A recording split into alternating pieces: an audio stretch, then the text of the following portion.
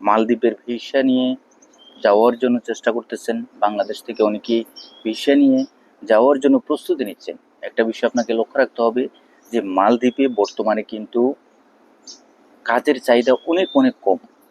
আপনি সেখানে যাবেন, সেখানে গেলেই যে আপনি ভালো একটা অর্থ উপার্জন করতে পারবেন তাও কিন্তু না। তবে হ্যাঁ, বিগত বছরের বিগত সময়ে যারা গেছে তারা কিন্তু একটা ভালো পজিশনে আছে। বর্তমানে যারা যাওয়ার জন্য প্রস্তুতি নিচ্ছে, নতুন করে যারা যাবে, অবশ্যই কিন্তু আপনাকে আপনার পরিচিত কোনো মাধ্যম থাকলে তাদের সাথে কমিউনিকেশন বা যোগাযোগ করে আপনাকে সামনে অগ্রসর হতে হবে।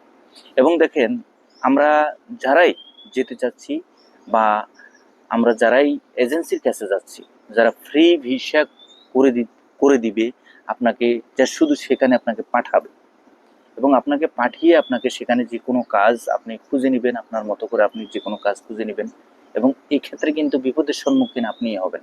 সুতরাং ভাই, প্রত্যেকটা বিষয়ের ক্ষেত্রে কিন্তু খেয়াল রাখতে হবে যে ফ্রি ভিসাতে আপনি আবেদন করাটা যে কতটা বিপজ্জনক সেটা মানে যারাই যাচ্ছে তারাই বুঝতেছে।